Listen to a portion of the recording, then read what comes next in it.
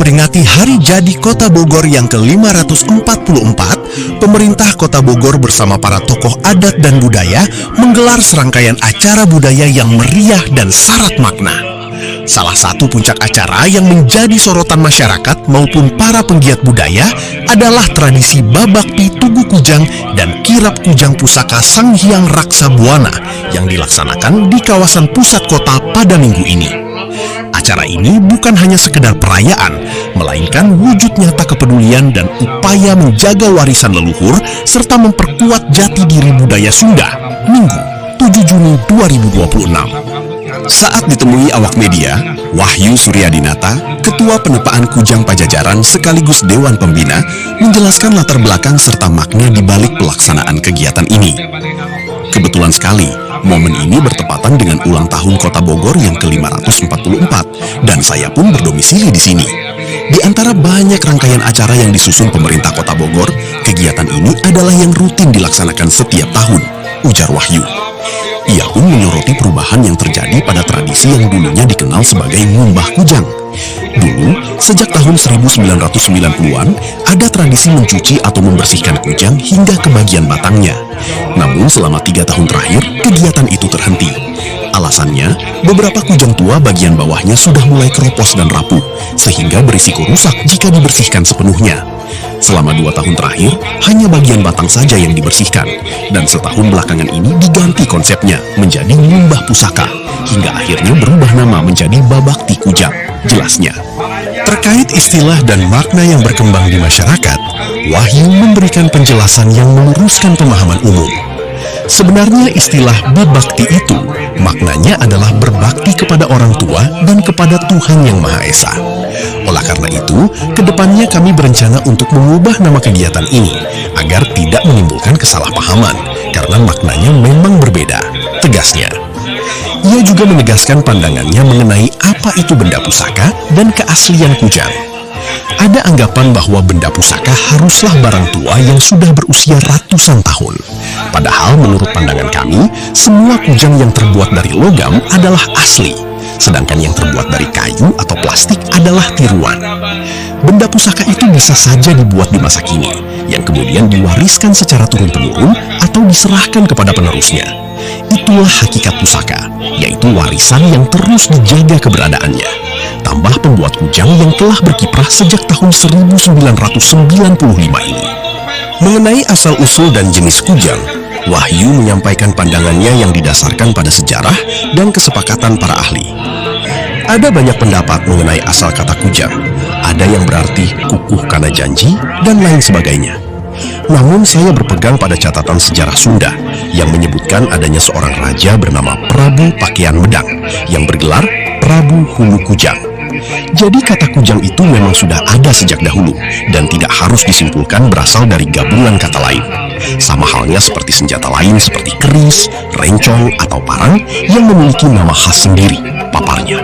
Pada tahun 2013, dalam diskusi dan seminar yang dihadiri oleh para profesor, ahli sejarah, dan pengelola benda kuno, disepakati bahwa kujang adalah lambang atau ikon budaya Jawa Barat dan masyarakat Sunda. Ada 7 jenis kujang yang diakui, yaitu kujang ciung, kujang kuntul, kujang jago, kujang naga, kujang badak, kujang bangkong, dan ditambah usulan dari keluarga besar Cirebon, yaitu kujang wayang. Bentuk dan urutannya sudah baku dan tidak bisa diubah. Lanjut Wahyu yang konsisten membuat 7 jenis kujang tersebut. TB Mehmet Adiwinata, Ketua Yayasan Kujang Pajajaran, juga turut hadir dan menyampaikan pesan mendalam dalam kesempatan tersebut. Alhamdulillah, saya bisa ikut serta dalam acara babakti ini untuk memeriahkan Hari Jadi Kota Bogor ke-544. Tujuan utama kegiatan ini adalah untuk membangkitkan semangat generasi muda agar mengenal dan mencintai keluhuran budaya serta jejak para leluhur Sunda, ujarnya dengan penuh semangat. Bayangkanlah, nenek moyang kita mampu menciptakan karya seni yang luar biasa seperti kujang dengan beragam bentuk dan maknanya.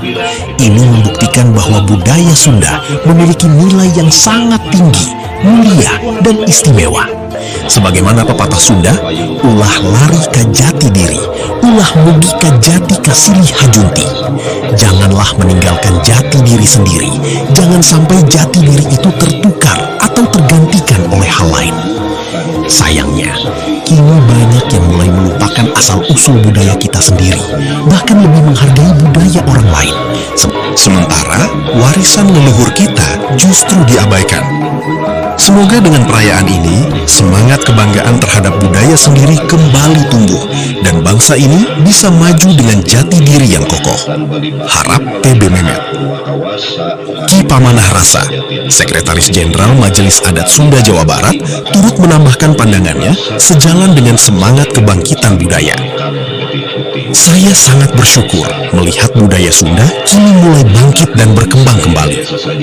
Sesuai dengan arahan Bapak Gubernur, budaya Sunda harus semakin bersinar dan menjadi kebanggaan bersama. Katanya, jika kita melihat ke daerah lain seperti Bali atau Jawa Timur, kegiatan adat dan budaya dilaksanakan secara rutin dan menjadi daya tarik tersendiri. Kedepannya, kami berharap hal yang sama terjadi di Jawa Barat. Bukan hanya masyarakat Sunda saja yang peduli, tetapi seluruh masyarakat Indonesia mulai menyadari bahwa di tanah air kita ini tidak hanya ada keris, tetapi juga ada kujang sebagai identitas budaya yang agung. Bahkan kekayaan budaya yang luar biasa ini tumbuh dan tinggal di tanah Jawa Barat tercinta. Alangkah indahnya jika kita semua turut serta membesarkan nama dan budaya Jawa Barat, bukan hanya untuk kepentingan pribadi, melainkan untuk kemajuan dan kebanggaan kita bersama. Pungkas Ki Pamanah Rasa. Terkait istilah yang digunakan, ia juga meluruskan makna yang sebenarnya. Kegiatan ini yang disebut babakti sejatinya bukan berarti berbakti kepada benda, melainkan sebuah kegiatan membersihkan lingkungan, merawat warisan, serta mengagungkan nilai-nilai luhur yang terkandung di dalamnya. Ini adalah bentuk penghormatan dan pemeliharaan budaya agar tetap lestari hingga ke generasi mendatang. Acara yang juga diisi dengan kirap pusaka Sang Hyang Raksa Buana dan doa bersama ini berlangsung dengan hikmat dan tertib, menjadi bukti nyata bahwa semangat melestarikan budaya bangsa masih tetap menyala di hati masyarakat Kota Bogor dan Jawa Barat pada umumnya. Robi Sonjaya, Palapa TV mengabarkan. Supaya yakin. Okay, please. So, because I was born in the Silat family, which is that my family teaching the family heritage or family Silat in abroad, like in in US and in Europe. So from that, because I was thinking that it's not my duty, but I just think like, okay, because it's in Indonesia, when we talk about Indonesia, especially the art and culture is so rich. It's not only about the martial arts, it's not only about the traditional dance, there's a lot. So start from that, I'm teaching the Westerners. Nah, ada di Indonesia, Eropa. Nah dari situ saya build bisnis membuat senjata tradisional. Dina, dalam kesempatan ini saya ingin menyampaikan barangkali yang pertama, orang Sunda sendiri banyak yang belum paham tentang kata Sampurasun. Jadi masih ada yang menganggap bahwa Sampurasun itu seperti slogan. Naik ke panggung, Sampurasun, Sampurasun. Bukan seperti itu. Karena kalau kita mendalami maknanya, Sampurasun artinya maafkan saya, Sampura Insun. Jadi mengucapkan Sampurasun itu harus dengan adab. Sampurasun. Ini adab orang Sunda. Belum pernah sudah mengucapkan maafkan saya. Jawabnya adalah rampes. Tidak ada masalah. Ya, itu barangkali saya memberikan informasi tentang kujang. Kata kujang. Ada beberapa inohom, tokoh yang mengatakan bahwa kujang berasal dari kujang. Silahkan. Kujang berasal dari kukuh kanajangji. Silahkan. Kujang berasal dari kata tudihyang, mangga. Silahkan saja. Cuma saya tidak menganut dan tidak menolak dari pendapat tadi. Saya hanya merujuk kepada sejarah bahwa pada abad ke-8, tepatnya tahun 766 sampai 781, ada seorang raja Sunda namanya Rakean Medan, mungkin keturunan dari Pedang ya, diberi gelar Prabu Hulu Kujang. Hulu Kujang, hulu itu bagian atas, Kujang. Jadi kata-kata Kujang ternyata menurut keyakinan saya bukan hasil dari kiratan. Kujang, kukukannya Jambi, Kujang, bukan. Itu jelas ada sejarahnya. Tahun 766 sampai tahun 781 ada seorang raja Sunda bergelar Prabu Hulu Kujang. Tidak. Jadi kata Kujang itu tidak apa? Itu abad ke-8. Ini masing-masing Kujang ini punya arti masing-masing. Kalau saya paparkan di sini barangkali tidak cukup waktu, singkat saja. Nah sekarang pusaka, karena ada kata-kata pusaka. Pusaka itu banyak yang kurang paham.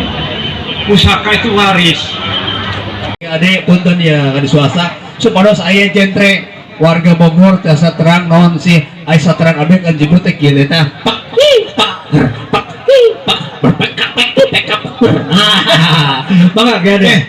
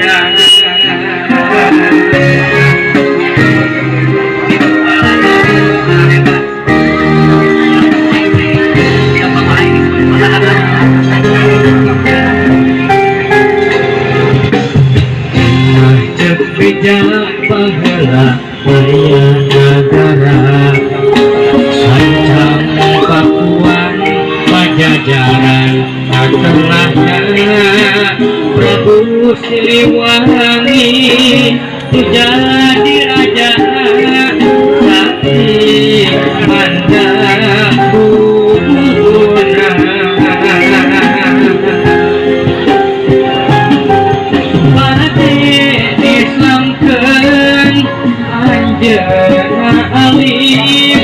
diundang putrana Prabu Kian Santang hilang di lewang eta film di lewang eta sancang keneong keeman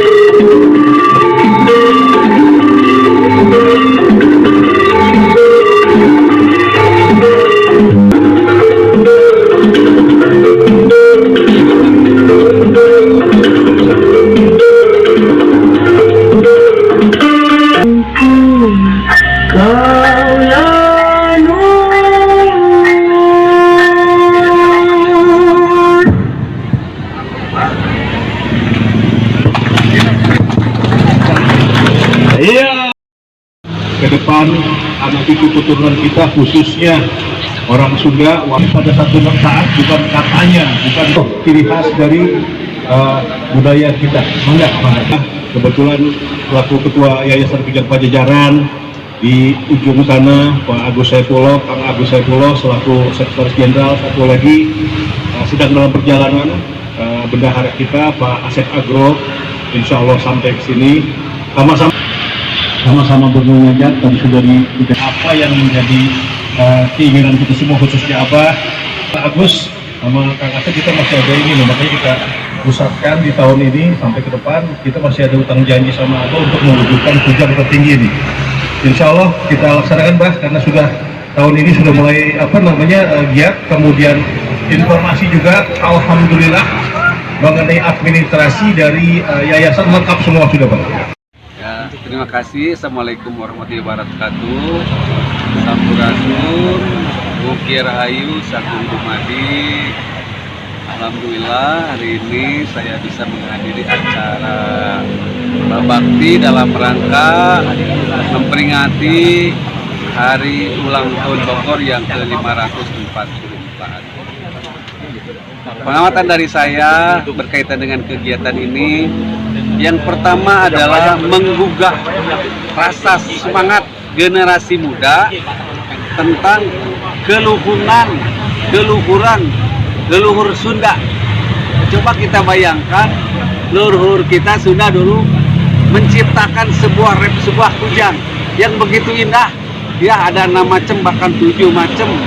Itu leluhur kita bisa seperti itu menciptakan, ya kan, dari segi bentuk saja. Nah, itulah kita supaya lebih menggugah lagi bahwa leluhur kita di Sunda itu lebih luhur, ya, lebih hebat, lebih istimewa. Maka dari itu kita, kalau istilah Sunda, ulah lari kajati diri, ulah dugika jangan sampai jati kasili kujunti, ya, yang sekarang ini orang-orang sudah melupakan ya tentang Sunda, bahkan malah kita lebih menghargai orang lain, sementara leluhur kita diabaikan. Itulah kesalahan kita. Mudah-mudahan dengan hari raya ulang tahun Kota Bogor yang ke-544 bisa menggugah semangat kita bangsa sana untuk lebih bangkit, lebih maju ke depan, bahwa kita bisa orang yang bangsa istimewa dibandingkan dengan yang lain. Itu aja. Terima kasih. Wassalamualaikum warahmatullahi wabarakatuh. Terima kasih Bapak. Budaya Sunda mulai menggeliat. Jadi mungkin ke depan sesuai dengan arahan dari Gubernur bahwa budaya Sunda akan lebih bangkit. Kita banyak melihat kalau kita keluar daerah seperti di Bali ada rutin acara onggok-onggok, atau di Jawa Timur ada acara apa itu yang ininya, pokoknya rutin lah. Ke depan kita harapkan bahwa tidak hanya masyarakat Sunda dan masyarakat juga mulai menghargai bahwa di Indonesia ini tidak hanya keris, ada kujang, ada budaya yang memang karena leluhur, bahkan budaya orang yang tinggal di sini pun tinggal di tanah Jawa Barat. Jadi alangkah baiknya ikut membesarkan Jawa Barat, tidak hanya mencari makan buat diri sendiri, tapi membesarkan Jawa Barat. Begitu budaya kalau tadi Abah bilang selaku pembina bahwa bebakti bukan bebakti, kita artinya bebersih daerah dan mengaktifkan kujang dalam tanda kutip, bukan berbakti gitu. Nah, mungkin sekian dari saya, ditambahkan karena beliau kebetulan dari Provinsi Jawa Barat. Pak, kegiatan hari ini Kebetulan ini kan ulang tahun Bogor ya. Terus saya tinggal di kota ya, Kota Bogor barangkali ke-544. Dari sekian ada rangkaian acara yang dibuat oleh Pemkot Bogor. Ya salah satunya yang rutin setiap tahun dilakukan adalah ngumbah kujang dulu Mas. Dari tahun 1990 ada acara ngumbah kujang. Kujang yang di sana itu dikumbah, dicuci sampai ke bawah sampai ke batangnya. Cuma sejak tahun 3 tahun tidak ada ngumbah kujang. Kegiatannya karena yang pertama itu kujangnya sudah keropos bagian bawahnya, sehingga yang dicuci dalam 2 tahun ini bagian batangnya aja. Kalau ke atasnya enggak, karena memang ada dikhawatirkan ada korosi di sana. Nah, tetapi udah 1 tahun ini tidak ada ngumbah kujang. Nah, diganti dengan ngumbah pusaka kujang. Kebetulan Pemkot Bogor 3 tahun yang lalu pesen kujang kepada saya. Yang pusaka boleh dong sebut pusaka, karena pusaka itu kan laris. Nah, intinya saya adalah bagian dari acara ngumbah kujang. Anak-anak bilang tuh panitia katanya babakti kujang. Sebenarnya saya nggak begitu setuju babakti kujang. Babakti mah ke orang tua sama ke Allah. Itu. Jadi nanti ke depan barangkali kata-kata babakti kujang itu kita hapus saja, ganti dengan acara saja apa saja judulnya begitu. kalau kujang aslinya Pak, Kenapa? asli kujang dari leluhur kita ya di mana tuh Pak? Semua orang pada ada yang punya tersimpan barangkali begitu ya. Kalau disebut kujang asli, semua kujang itu asli karena terbuat dari bahan logam.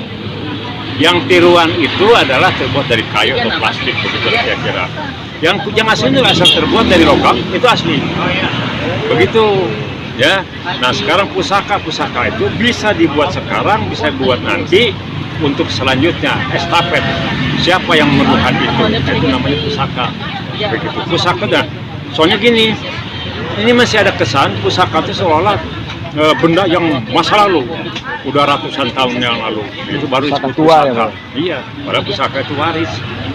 Dari plastik juga bisa disebut pusaka, asal itu di estafet kepada keturunannya atau kepada sekeselernya lah, kira-kira seperti itu.